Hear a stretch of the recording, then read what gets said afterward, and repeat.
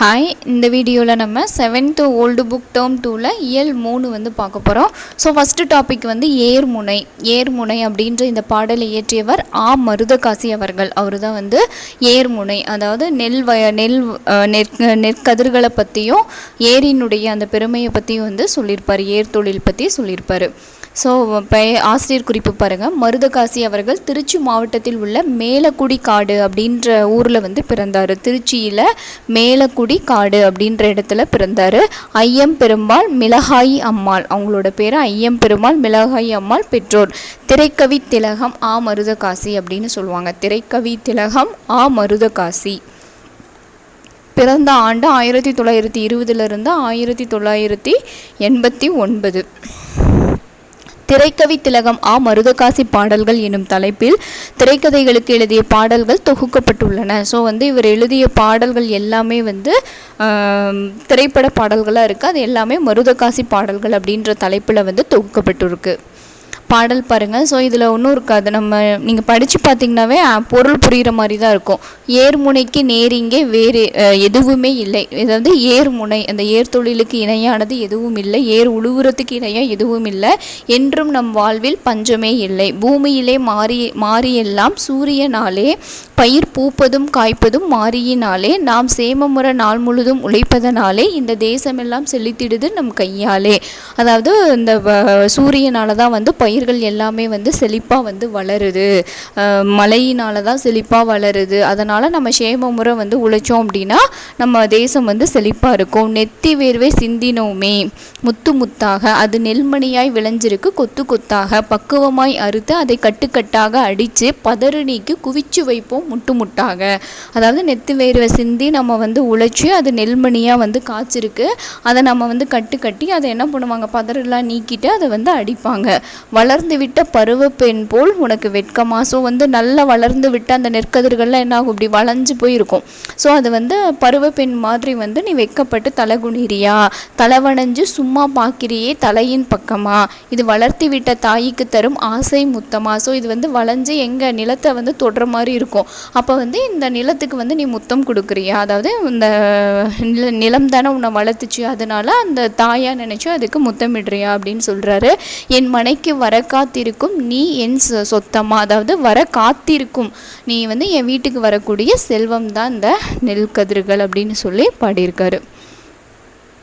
மாறினா மலை, சேமம்னா நலம், தேசம் நாடு, முட்டு அப்படின்னா குவியல், முட்டு அப்படின்னா குவியல், நெத்தி அப்படின்னா நம்மளுடைய நெற்றி. நிகரற்ற தொழில் ஏர் தொழில். உழவர்கள் செல்வமாக கருதுவது நெற்பயிர்களை இல்லைன்னா நெல் கதிர்களை. அடுத்து பாருங்க, அம்மானை பாடல் சுவாமிநாத தேசிகர் அவர்கள் வந்து இயற்றியிருக்காரு. அம்மானை பாடலை வந்து இயற்றியவர் சுவாமிநாத தேசிகர்.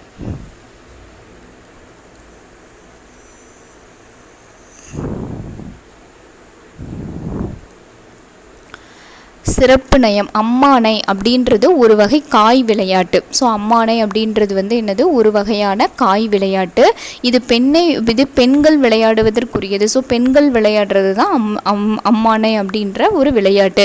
பெண்கள் மூவர் வட்டமாக உட்கார்ந்து கொண்டு கல்லை மேலெறிந்து பிடித்து ஆடுவது அம்மானை விளையாட்டு. அங்கனம் ஆடுங்கால் முதலாம் அவர் இரண்டாம் அவரிடம் ஒரு கருத்தை கூறி தொடங்க, இரண்டாம் அவர் மூன்றாம் அவரை அது பற்றி வினவ, மூன்றாம் அவர் அதற்கு விடை கூறி முடிப்பதாக அமையும் ஒரு சுவையான ஒரு உரையாடல் விளையாட்டு. இவ்விளையாட்டை தமிழக மகளிர் பண்டு தொட்டு ஆடி வருகின்றனர். ஸோ அம்மானை அப்படின்றது என்ன விளையாட்டு, ஒரு காய் விளையாட்டு.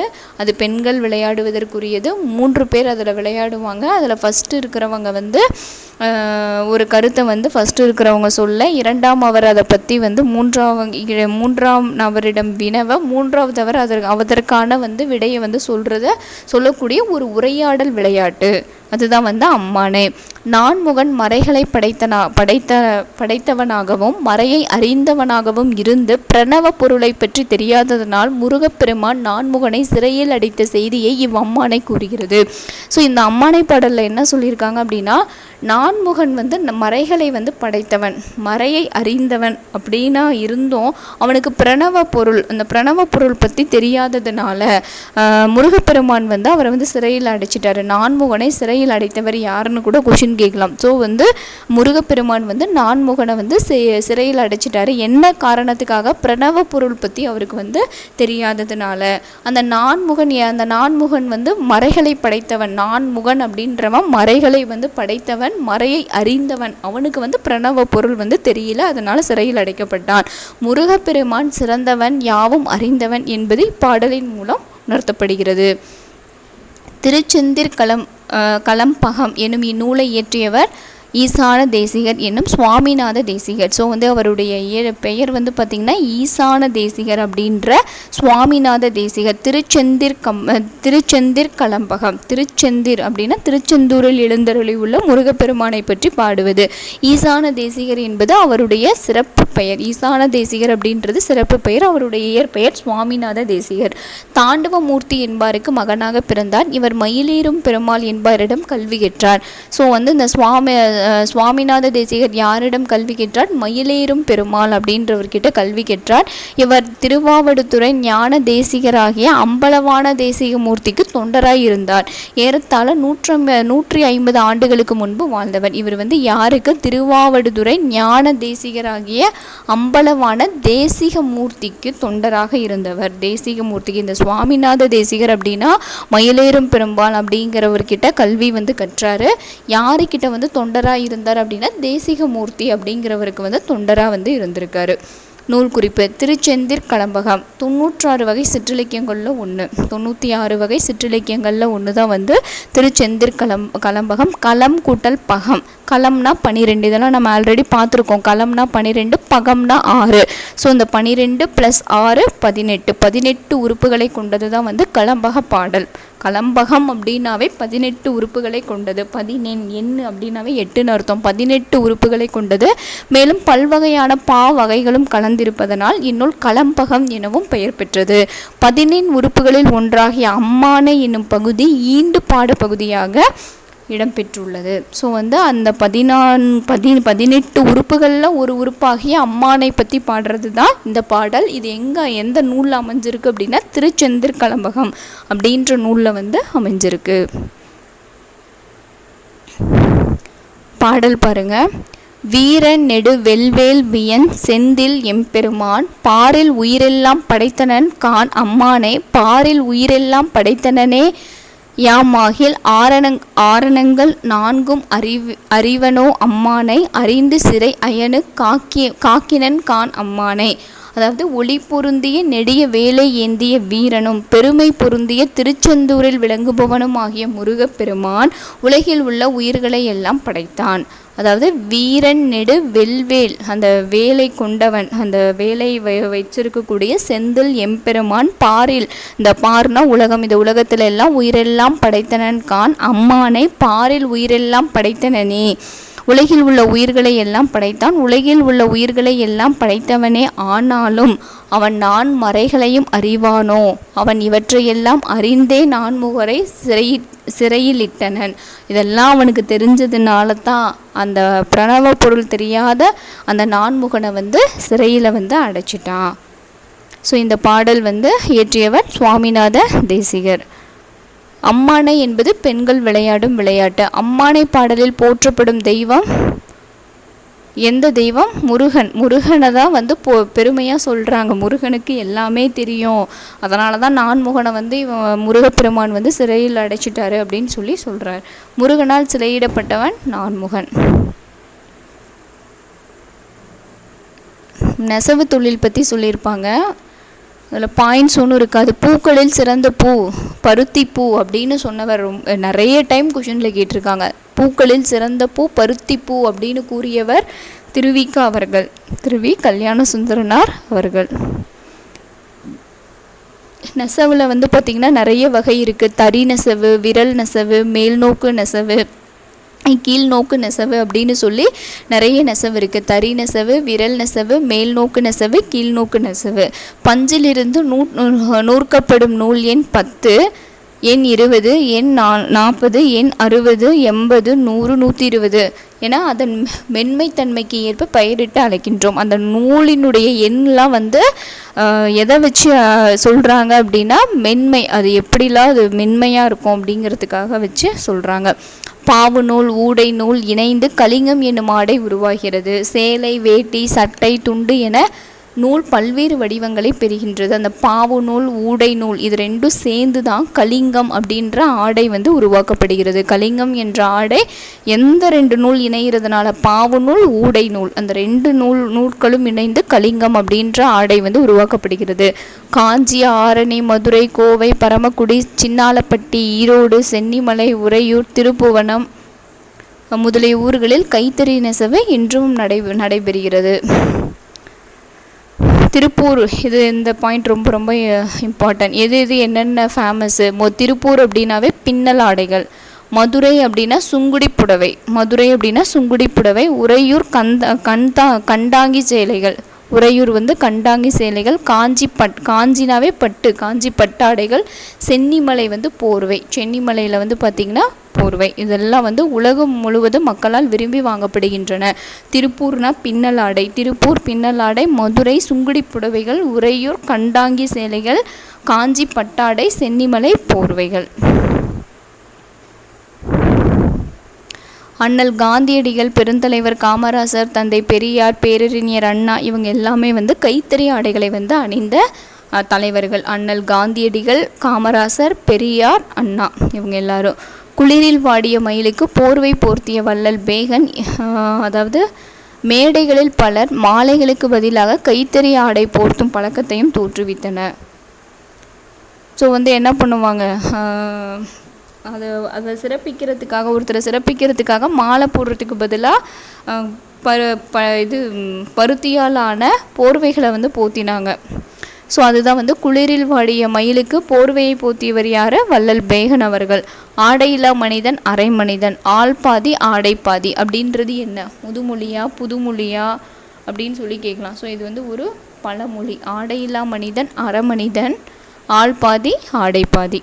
செய்யும் தொழிலில் சீர்தூக்கின் நெய்யும் தொழிலுக்கு நிகரில்லை, நெய்யக்கூடிய தொழிலுக்கு நிகரில்லை அப்படின்னு சொல்லுவாங்க. மயிலுக்கு போர்வை போத்திய வள்ளல் பேகன். காஞ்சி பாருங்க, காஞ்சி வந்து பட்டாடை, திருப்பூர் பின்னல் ஆடை, மதுரை கண்டாங்கி சேலை, மதுரை வந்து சுங்குடி புடவைகள், உறையூர் வந்து கந்தாங்கி சேலை, சென்னிமலை போர்வை.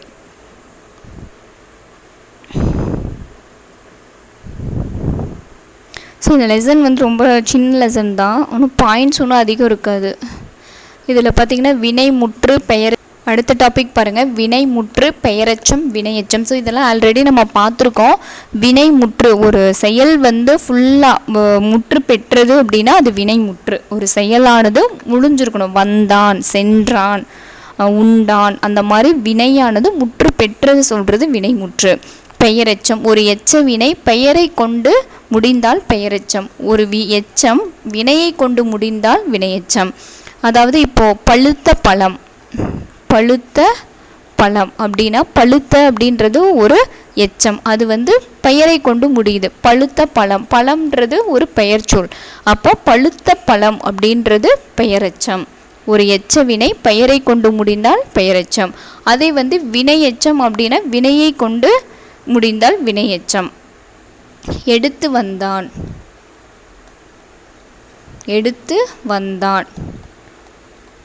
எடுத்து அப்படின்றது ஒரு வினை எடுக்கிறது அப்படின்றது ஒரு செயல் தானே. ஸோ ஒரு வினையை கொண்டு முடிந்தால் வினையெச்சம், பெயரை கொண்டு முடிந்தால் பெயரெச்சம். அவ்வளோதான். இதில் நிறைய கொடுத்துருப்பாங்க, பட் நமக்கு என்னென்ன அந்த மீனிங் புரிஞ்சிருச்சுன்னா போதும். வினை முற்றுனா அந்த செயல் முற்று பெற்றதை குறிப்பது வினைமுற்று. பெயரை கொண்டு முடிந்தால் கடைசியாக படித்த மாணவன், அந்த மாதிரி படித்த மாணவன், ஏதாவது ஒரு எச்சம் வச்சு கடைசியில் பெயர் சொல்லாம் முடிஞ்சிருக்கும். பழம் இல்லை மாணவன், அந்த மாதிரி ஏதாவது ஒரு பெயரை கொண்டு முடிந்தால் அது வந்து பெயரெச்சம். வினையை கொண்டு முடிந்தால் அது வினையெச்சம். அவ்வளோதான்.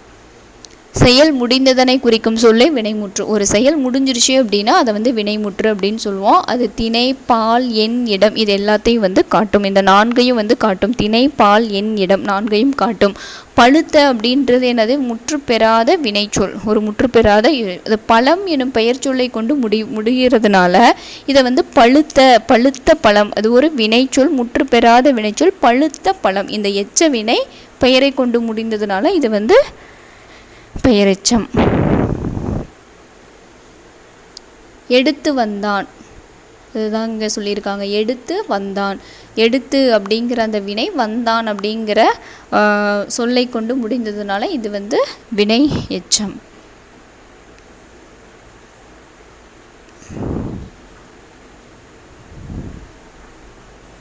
படித்தான் வினைமுற்று. பெயரெச்சம் வந்து என்ன வரும்? படித்த மாணவன் அப்படின்னு எழுதலாம். படித்து வந்தான் அப்படின்னு எழுதுனா வினையெச்சம். ஸோ இதெல்லாம் ட்ரை பண்ணி பாருங்கள். மேக்ஸிமம் பார்த்திங்கன்னா ஆள முடியும், வந்த, எடுத்து, ஊல முடியும். ஊ ஆ இதிலெல்லாம் முடிஞ்சால் அது பெயரெச்சத்தில் வரும். படித்து ஊ வந்து பார்த்திங்கன்னா இங்கே வினையெச்சத்தில் வரும். ஆ வந்தாவே அது பெயரெச்சம். கேட்ட, கேட்ட மாணவன், கேட்ட அப்படின்ற எச்சம் மாணவன் அப்படின்ற பெயரை கொண்டு முடிந்ததுனால அது வந்து பெயரெச்சம்.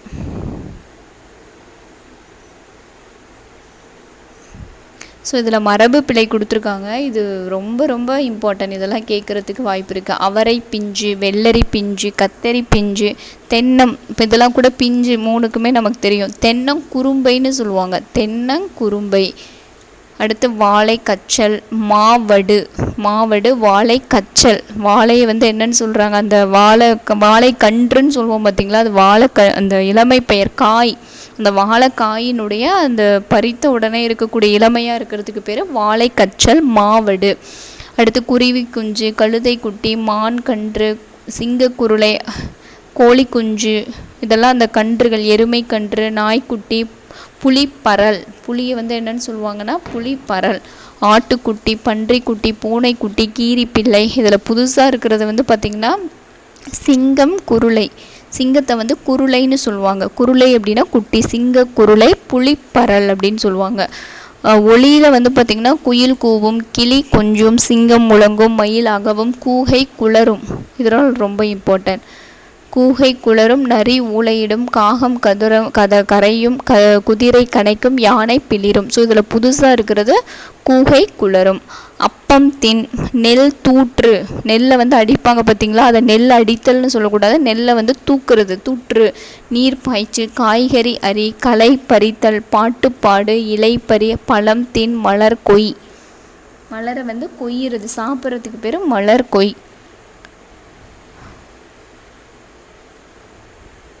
அடுத்து இதில் சும்மா ஒரு ஸ்டோரி மாதிரி இருக்கும். ஒரு பிம்பிசாரர் அப்படின்ற ஒரு மன்னன் வந்து வேள்வி நடத்தி அதுக்கு வந்து விலங்குகளை வந்து பலியிடுவான்.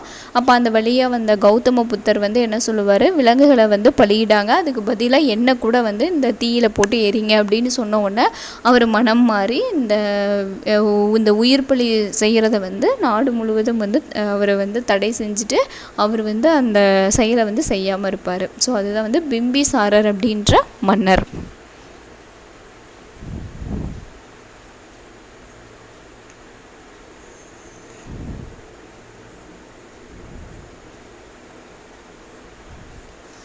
பஞ்சம் அப்படின்னா வறட்சி, சூரியன்னா கதிரவன், சேமம் நலம், ஆசை அவானா ஆசை, தேசம்னா நம்மளுடைய நாடு, சொத்து அப்படின்னா உடைமை.